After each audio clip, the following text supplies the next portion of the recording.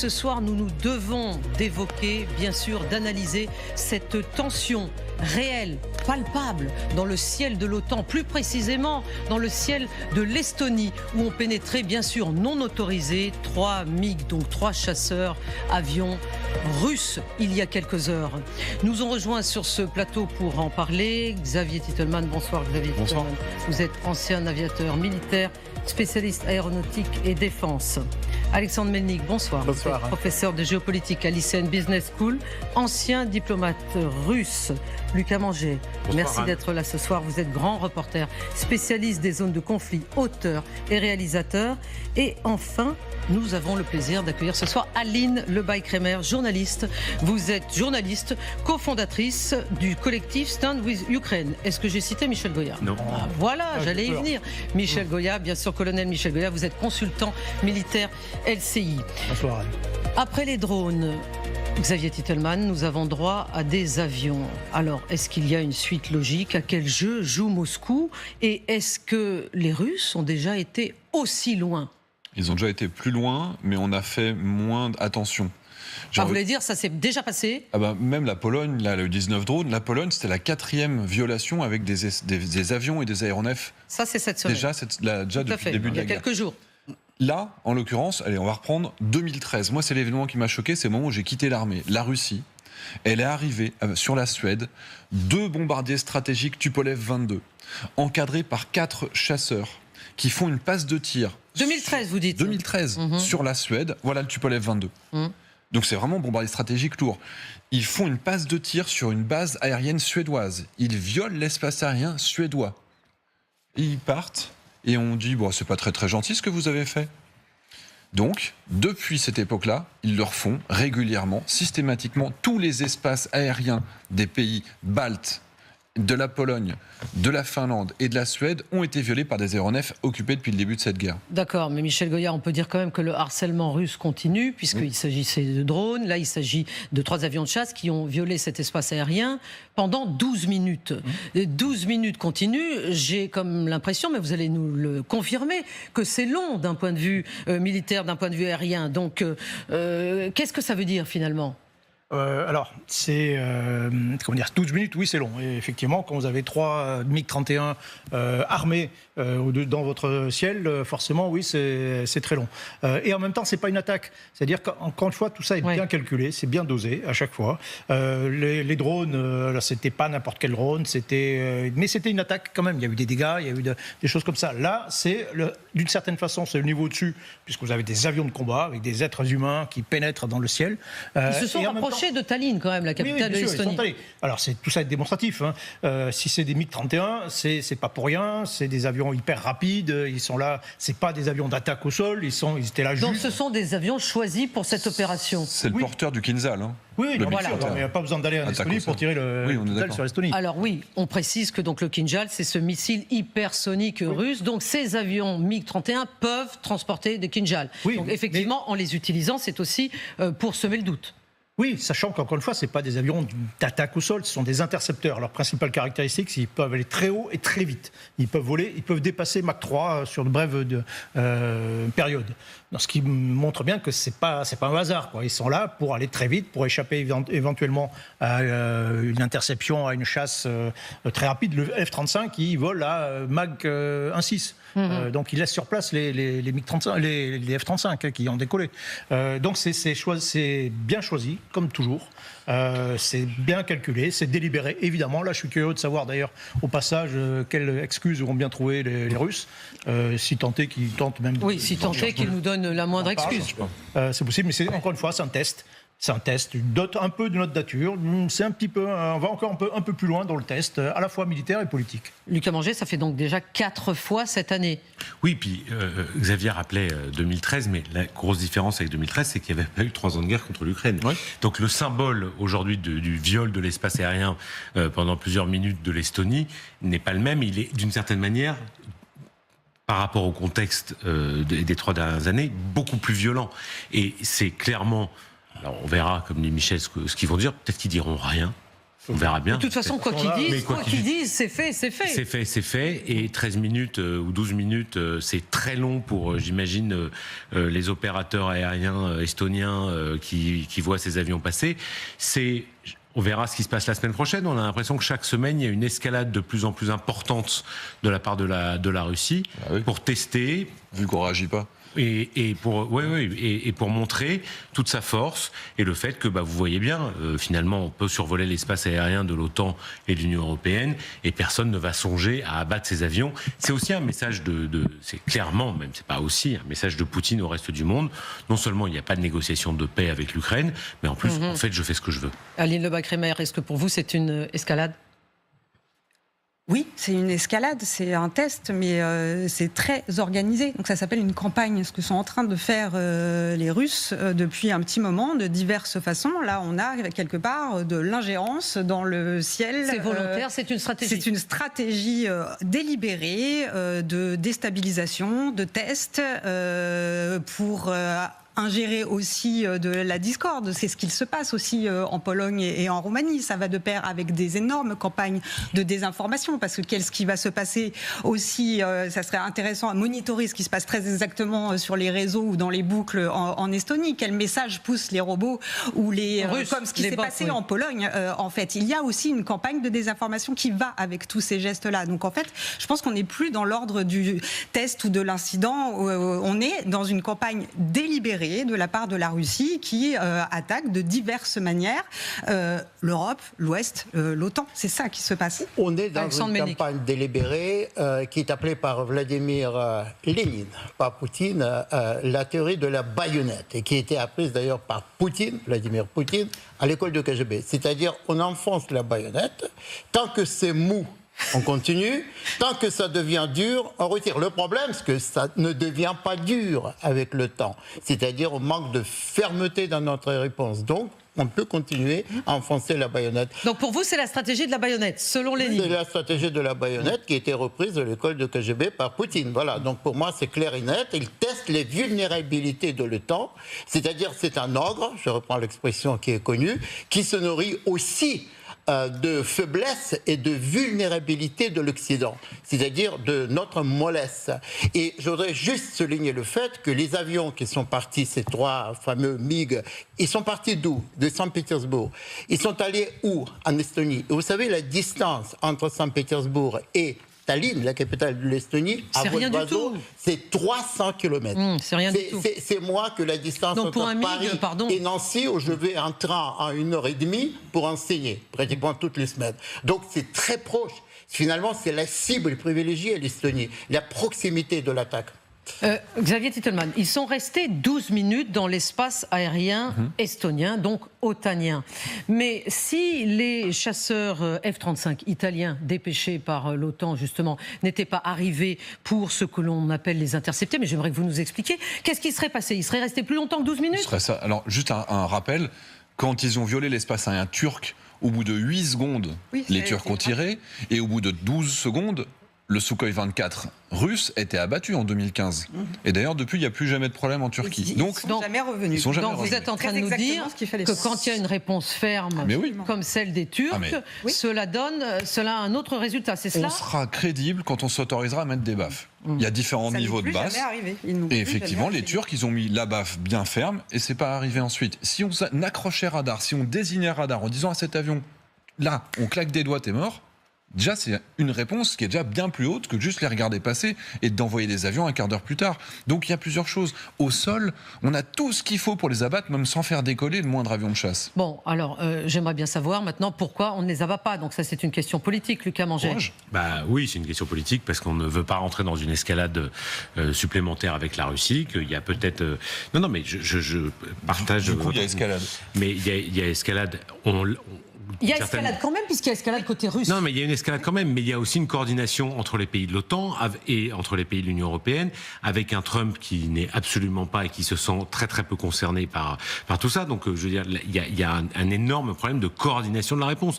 Il y a une réponse, je veux dire, de communication pure de la part de la plupart des chefs d'État. Il y a énormément de réactions, bien sûr. Énormément de réactions, mais il n'y a effectivement pas de réaction militaire, si ce n'est l'envoi de F-35 qui, globalement, je parle sous le contrôle de Xavier, sont allés se mettre près de ces avions russes pour leur dire c'est ça qu'on appelle, Xavier, intercepter un avion. Mais il n'y a pas eu plus. Il n'y a pas eu plus. C'est les avions suédois, en fait, je crois, qui ont surtout intercepté.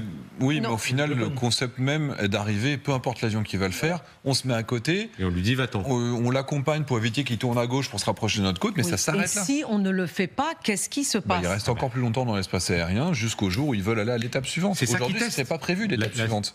Mais c'est le sujet, en fait. Est-ce que l'étape suivante, quelle est l'étape suivante, Aline Lebach-Kremer? La mort de civils pour qu'on réagisse enfin, parce qu'il y a la question aussi qui commence à infuser quand même dans la société en termes de sécurité, parce qu'il y a des tests. C'est un miracle en Pologne qu'il n'y ait pas eu de victimes civiles. Quand on voit le toit de la maison individuelle qui a été touché par un de ces fameux 19 drones le 10 septembre, il y a quand même un sujet aussi en termes de sécurité générale. Donc en fait, mais là, Aline Lebach-Kremer, il n'était pas question de tuer des civils, là, avec cette démonstration de force. On ne sait pas. Je parle dans le cadre d'une campagne délibérée et organisée de la Russie pour tester de plus en plus et d'aller de plus en plus loin, que ce soit en Roumanie, en Pologne, tout ça est coordonné. Ce n'est pas un as, ce ne sont pas des accidents. Vous dites, on ne sait pas. Quand je pose la question, quand je dis qu'il n'était pas question cette fois-ci, les photos qu'on a de l'avion, on voit qu'il n'avait que des missiles air-air. Mais ça, on le sait parce qu'on a envoyé un avion à proximité pour prendre des photos. Vous voulez dire ces avions MiG-31 n'avaient que le matériel nécessaire pour se défendre face à ou abattre un autre ils étaient avion. équipés de matériel défensif. Ou abattre un autre avion qui passait par là. Qu'est-ce que ça veut dire donc selon vous? Ça veut dire qu'ils n'avaient pas cette fois-ci les moyens d'envoyer une bombe au sol. Par contre, je vous rappelle qu'en 2022, encore une fois, on n'a pas du tout fait attention. En 2022, Sukhoi 27 russe qui viole l'espace aérien de la Suède avec une bombe atomique sous les ailes, 2022. Et on ne sait pas si c'était une vraie ou si c'était une factice. Et à l'époque, on a voulu ignorer ces signaux. On s'est interdit. Ou le MH17, où il y a quand même eu plusieurs centaines de victimes. Pardon. Ukraine, bien sûr. Rappelez ce que c'était que le MH17.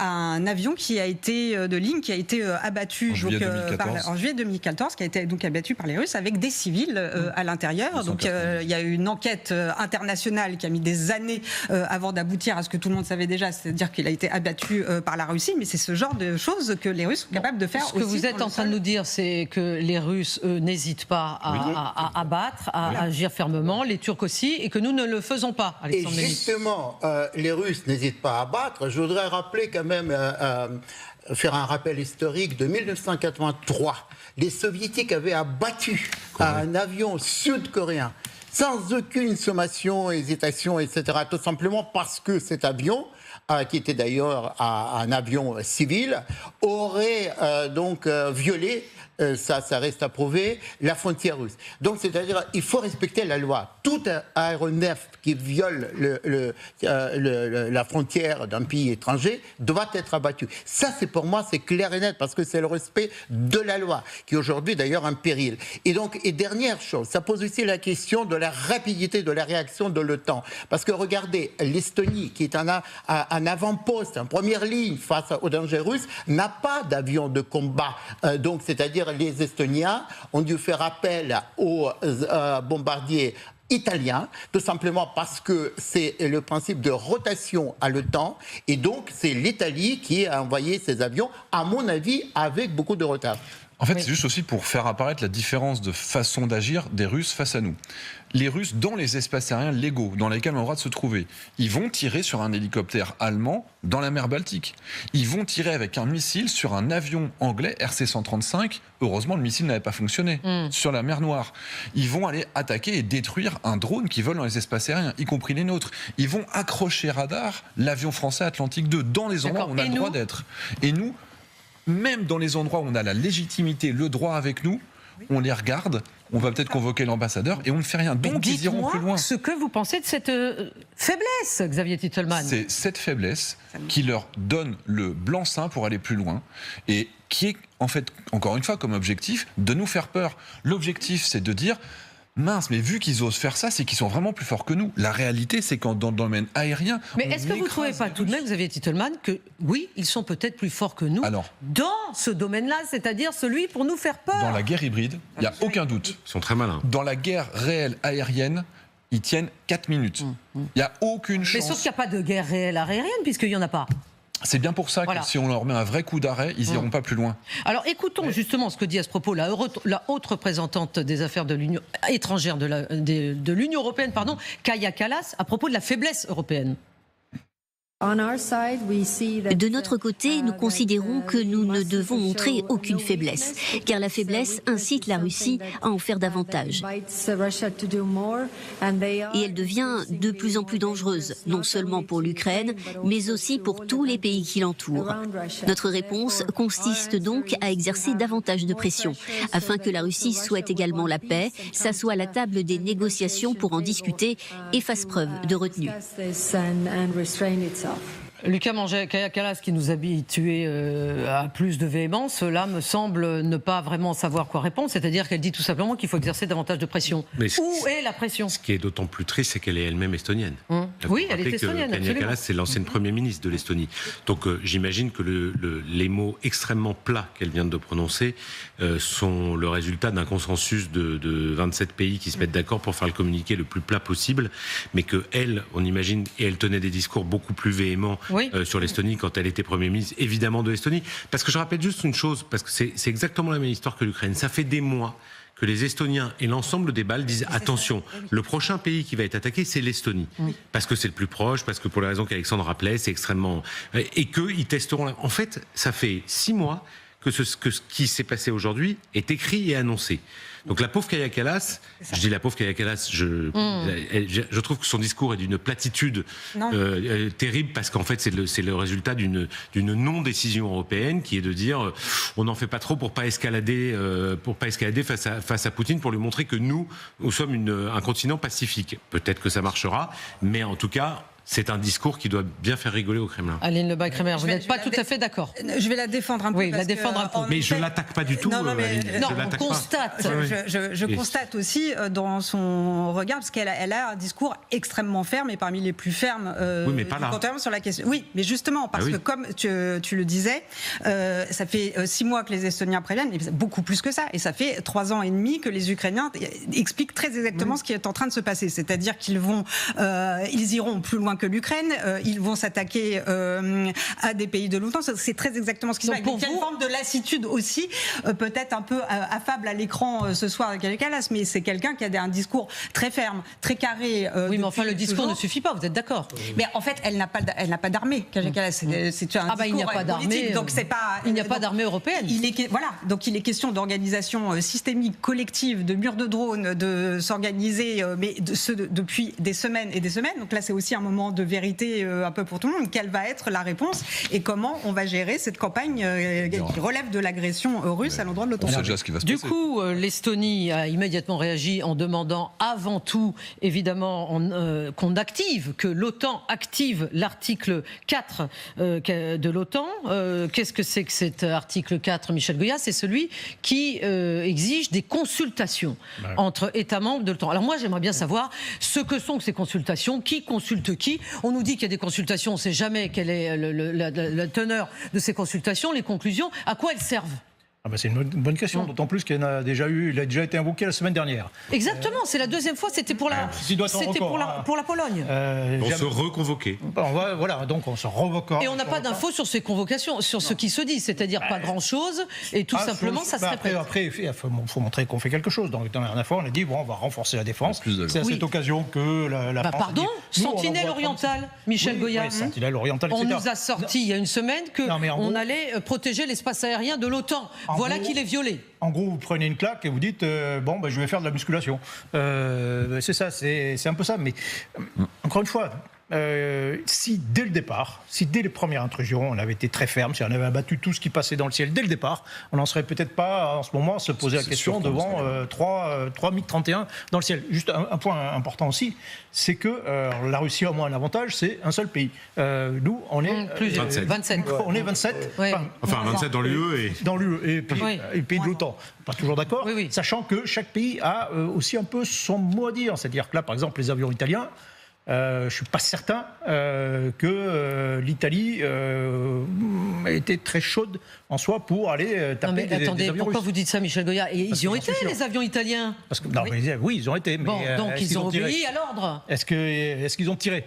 Non. Ah, Est-ce qu'ils ont tiré donne l'ordre. Parce que expliquez-moi cette procédure. Donc, pour faire en sorte que des avions qui sont là où ils ne devraient pas être, ce qui a été le cas de ces avions russes dans le ciel de l'Estonie, que doit-on faire? Donc, quand on dit qu'on les escorte en dehors de notre espace, que doit-on faire? Un bon avion, c'est-à-dire pas le F-35, serait capable de décoller beaucoup plus vite déjà. C'est-à-dire que nous, le standard, c'est moins de 8 minutes. Néanmoins, on sait décoller en moins de 8 minutes. Pas le F-35, c'est-à-dire Le F-35 est très long à mettre en œuvre. Un Mirage 2000, un Rafale, c'est décoller en moins de 8 minutes. Donc déjà, attendre un quart d'heure pour décoller, pour aller voir l'avion, c'est déjà très long, d'après les standards français qui sont prêts à avoir ce qu'on appelle une permanence opérationnelle. Donc théoriquement, on dit qu'en moins de 10 minutes, on devrait déjà être en train de raccompagner cet avion si on choisit de rester à côté de lui pour dire que c'est pas gentil d'être là. Mais si on décide de légitimement l'abattre comme les Turcs l'ont fait, dès qu'il est dans l'espace aérien, 10 secondes plus tard, il y a des missiles qui partent du sol et qui tirent. Et puis quand ces avions, on voit qu'ils commencent à sortir de la Russie pour s'engouffrer au-dessus de la mer Baltique, en réalité, on devrait déjà faire décoller nos avions à ce moment-là. Il ne faut pas attendre qu'ils violent nos espaces aériens pour s'activer. Ils voyaient à peu près où ils allaient. Ben oui. Je veux dire, les radars voyaient à peu près vers où ils se dirigeaient. Bien sûr. En tout cas, le secrétaire général de l'OTAN, Marc Rutte, je le cite, s'est exprimé. Voici ce qu'il a dit: la réponse de l'OTAN sous la direction de la Sentinelle orientale, justement, a été rapide et décisive. Oui. Donc, je rappelle en quelques mots que Sentinelle orientale, c'est une nouvelle opération de protection de l'espace aérien européen et dont, justement, le but, c'est de mieux coordonner les alliés. Michel Goya, je vous vois sourire. Mais pour faire quoi? Et on parle aussi de meilleure capacité de détection. Donc là, je ne comprends pas vraiment pourquoi Marc Rutte se félicite. Voilà, quand on ne veut pas changer les choses, on change les mots, on trouve des noms. Donc on a l'impression qu'on fait quelque chose de nouveau, alors qu'en fait, pas grand-chose. C'est ça le problème finalement de l'Europe. C'est-à-dire on est tétanisé par la peur de Poutine. Poutine, il fonce, et nous, on est toujours dans le verbe, dans une discussion, dans ce syndrome de réunite aiguë que j'avais déjà cité. Donc on réunit, on discute, etc. Alors que Poutine, lui, il agit. Et d'ailleurs, il est dans la proactivité. Alors que nous, on est toujours en retard, finalement, un retard d'action, un retard de réaction. Donc il faut comprendre quand même que Poutine, il utilise cela. Depuis d'ailleurs 2013, vous vous souvenez, Obama, quand il n'a pas utilisé les armes contre Bachar al-Assad, c'est là que Poutine avait compris que l'Occident finalement n'existait pas. Donc il pouvait foncer et qu'il n'y avait pas de frontières. Aline Lebas-Kremer. Le sujet aussi de ces réponses-là, c'est comment être sûr aussi de s'appuyer sur un soutien mou des Américains. Il y a ça aussi qui est en filière. C'est le doute de tout le monde.